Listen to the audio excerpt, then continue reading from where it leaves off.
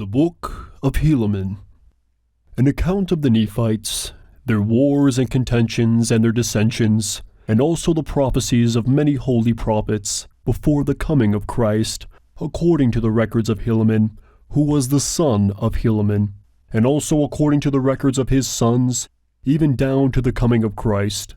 And also many of the Lamanites are converted, an account of their conversion, an account of the righteousness of the Lamanites, and the wickedness and abominations of the Nephites, according to the record of Helaman and his sons, even down to the coming of Christ, which is called the Book of Helaman, and so forth.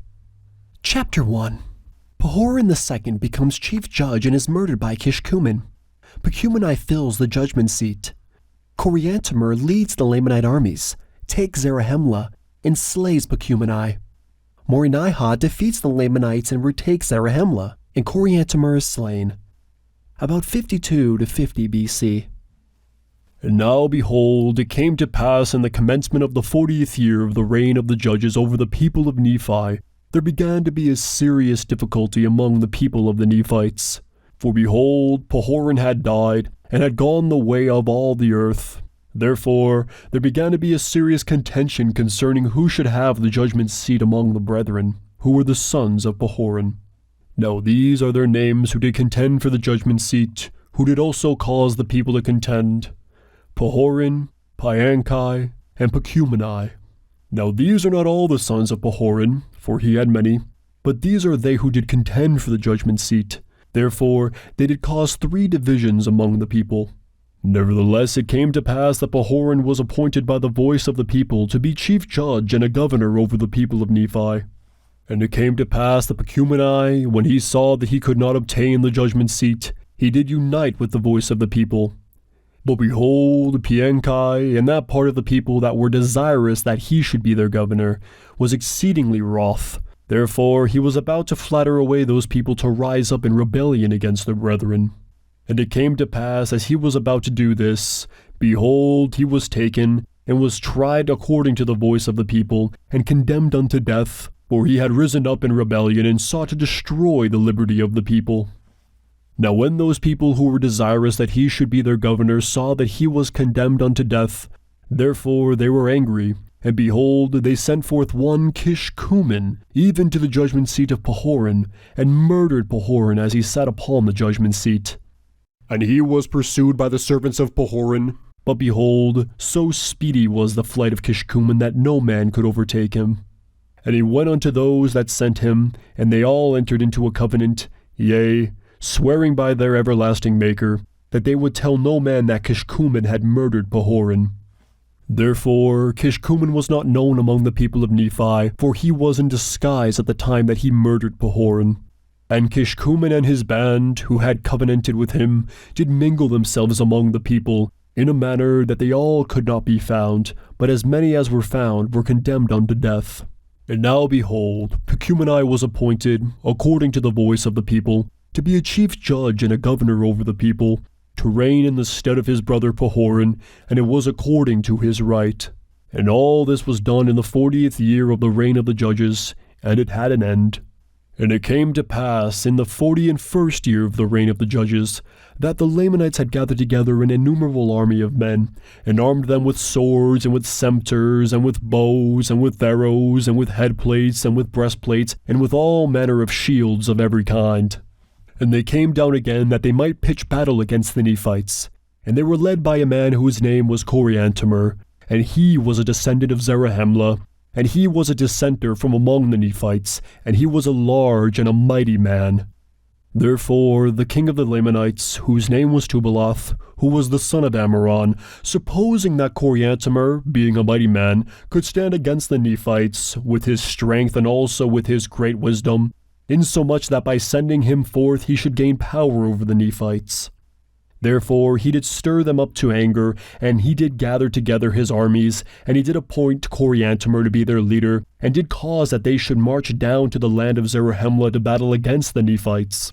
And it came to pass that because of so much contention and so much difficulty in the government, that they had not kept sufficient guards in the land of Zarahemla, for they had supposed that the Lamanites durst not come into the heart of their lands to attack that great city Zarahemla. But it came to pass that Coriantumr did march forth at the head of his numerous host, and came upon the inhabitants of the city, and their march was with such exceedingly great speed that there was no time for the Nephites to gather together their armies. Therefore Coriantumr did cut down the watch by the entrance of the city, and did march forth with his whole army into the city, and they did slay every one who did oppose them, insomuch that they did take possession of the whole city. And it came to pass that Pacumeni, who was the chief judge, did flee before Coriantumr, even to the walls of the city. And it came to pass that Coriantumr did smite him against the wall, insomuch that he died, and thus ended the days of Pacumeni. And now when Coriantumr saw that he was in possession of the city of Zarahemla, he saw that the Nephites had fled before him, and were slain, and were taken, and were cast into prison, and that he had obtained the possession of the strongest hold in all the land. His heart took courage insomuch that he was about to go forth against all the land. And now he did not tarry in the land of Zarahemla, but he did march forth with a large army, even towards the city of Bountiful, for it was his determination to go forth and cut his way through with the sword, that he might obtain the north parts of the land. And supposing that their greatest strength was in the center of the land, therefore he did march forth, giving them no time to assemble themselves together, save it were in small bodies, and in this manner did they fall upon them and cut them down to the earth.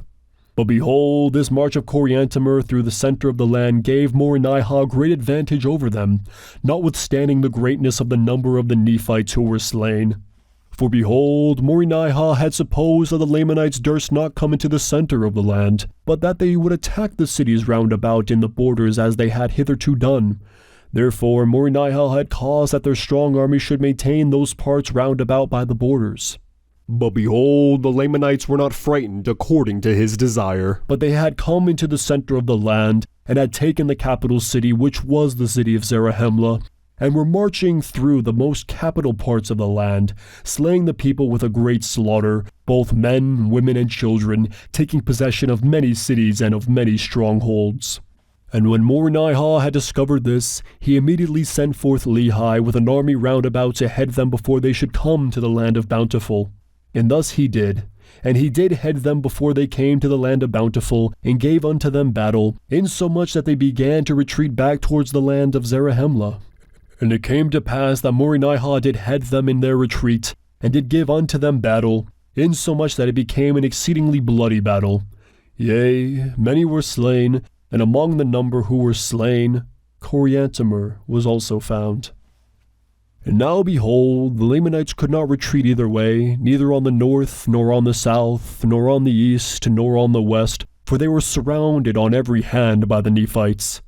And thus had Coriantumr plunged the Lamanites into the midst of the Nephites, insomuch that they were in the power of the Nephites, and he himself was slain, and the Lamanites did yield themselves into the hands of the Nephites. And it came to pass that Moronihah took possession of the city of Zarahemla again. And it came to pass that Moronihah took possession of the city of Zarahemla, and caused that the Lamanites who had been taken prisoners should depart out of the land in peace.